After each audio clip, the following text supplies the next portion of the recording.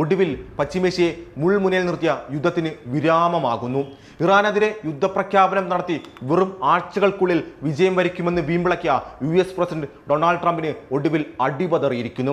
ആഗോള എണ്ണ വിപണിയെ ആശങ്കയിലാഴ്ത്തിയ ഹോർമൂസ് കടലിടുക്ക് തുറക്കുന്നത് സംബന്ധിച്ച നിർണായക ചർച്ചകളിലാണ് ഇറാനും അമേരിക്കയും ഇപ്പോൾ. ഒമാന്റെ മധ്യസ്ഥതയിൽ രൂപപ്പെടുന്ന പുതിയ ഇടക്കാല ധാരണ പ്രകാരം ചരിത്രത്തിൽ ആദ്യമായി ഹോർമൂസ് കടലിടുക്കിന്റെ സുപ്രധാന നിയന്ത്രണം ഇറാന്റെ കൈകളിലെത്തുകയാണ്. താൽക്കാലികമായി, അതായത് 2 മുതൽ 4 മാസം വരെ ഈ പാത കപ്പലുകൾക്കായി തുറന്നു നൽകാൻ ഇറാൻ തയ്യാറായേക്കാം. എന്നാൽ ഹോർമൂസ് തുറന്നു എന്നതുകൊണ്ട് മാത്രം തർക്കങ്ങൾ അവസാനിക്കുന്നില്ല കേട്ടോ. ഈ പാതയിലൂടെ കടന്നു പോകുന്ന കപ്പലുകളിലെ ചരക്കിന് ഇറാൻ വലിയ തുക ഫീസായി ഈടാക്കാൻ ആഗ്രഹിക്കുന്നുണ്ട്. ഇപ്പോൾ കപ്പലുകളിലെ ചരക്കിന് 5 മുതൽ 7% വരെ ഫീസ് വേണമെന്നാണ് ഇറാന്റെ ആവശ്യം. എന്നാൽ 3% വരെ മതിയെന്നാണ് ഒമാന്റെ നിലപാട്. അതേസമയം യാതൊരുവിധ ഫീസും ഈടാക്കരുതെന്നാണ് അമേരിക്കയുടെ കർശനമായ ആവശ്യം. മുൻനിര ഷിപ്പിംഗ് കമ്പനികളും ഈ ഫീസ് ഈടാക്കുന്നതിനെതിരെ ശക്തമായി രംഗത്ത് വന്നിട്ടുണ്ട്. ഇതിനിടയിലാണ് ഇറാൻ വിദേശകാര്യ മന്ത്രാലയ വക്താവ് ഇസ്മായിൽ ബക്കായിയുടെ നിർണായകമായ ആ പ്രസ്താവന ഇപ്പോൾ പുറത്തു വന്നിരിക്കുന്നത്.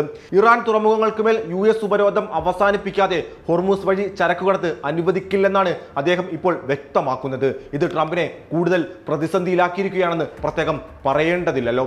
ഒന്നുകിൽ യുദ്ധം അവസാനിപ്പിക്കുക, അല്ലെങ്കിൽ സൈനിക ആക്രമണം തുടരുക എന്നീ 2 വഴികൾ മാത്രമാണ് ട്രംപിന് മുന്നിൽ ഇപ്പോഴുള്ളത്. ആയുധപ്പുര കാലിയായ അമേരിക്കയെ സംബന്ധിച്ച് യുദ്ധം തുടരുക എന്നത് ആത്മഹത്യപരമായ ഒരു കാര്യമാണ്. എന്നാൽ യുദ്ധം അവസാനിപ്പിക്കുക എന്നതും ട്രംപിനെ സംബന്ധിച്ച് അത്ര സുഖകരമായ കാര്യമല്ല കേട്ടോ. ട്രംപ് ഈ യുദ്ധത്തിന്റെ ലക്ഷ്യമായി മുൻപ് പ്രഖ്യാപിച്ച ഒരു കാര്യവും നേടാനാവാതെയാണ് യുദ്ധം അവസാനിപ്പിക്കേണ്ടി വരുന്നത്. അതാണ് ട്രംപിനെ സംബന്ധിച്ച് ആ അസുഖകരമായ കാര്യവും. ഇത് സ്വാഭാവികമായും നവംബറിൽ വരാനിരിക്കുന്ന US മിഡ് ടേം തിരഞ്ഞെടുപ്പിൽ ട്രംപിനെയും റിപ്പബ്ലിക്കൻ പാർട്ടിയും വളരെ പ്രതികൂലമായി തന്നെയായിരിക്കും ബാധിക്കാൻ പോകുന്നതും. ഉയർന്ന പെട്രോൾ വിലയും യുദ്ധത്തോടുള്ള ജനങ്ങളുടെ അമർഷവും ഇതിനൊപ്പം ചേരുമ്പോൾ ഈ യുദ്ധം എങ്ങനെയെങ്കിലും അവസാനിപ്പിച്ച് തടി തപ്പുക എന്നതിനപ്പുറം ട്രംപിന് മറ്റൊരു വഴിയും മുന്നിലില്ല. ഈ യുദ്ധം ഒരു ഇറാൻ അമേരിക്ക തർക്കത്തിനുമപ്പുറം വലിയ ചില പുതിയ മാനങ്ങൾ കൂടി ലോകത്തിന് നൽകുന്നുണ്ട്.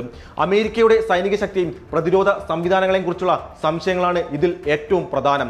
ലോക പോലീസ് എന്ന് അമേരിക്ക ഇക്കാലം അത്രയും കൊണ്ടു നടന്ന ആ കുമിള ഇറാന് മുന്നിൽ പൊട്ടി തകർന്നിരിക്കുന്നു എന്ന് വേണം നാം ഇതെല്ലാം കാണുമ്പോൾ പറയേണ്ടത്. തുടർച്ചയായ വ്യോമജല ആക്രമണങ്ങളെ അമേരിക്കയ്ക്ക് പ്രതിരോധിക്കാൻ അത്ര എളുപ്പമല്ലെന്നാണ് ഈ യുദ്ധം ലോകത്തിന് കാണിച്ചു തന്നത്.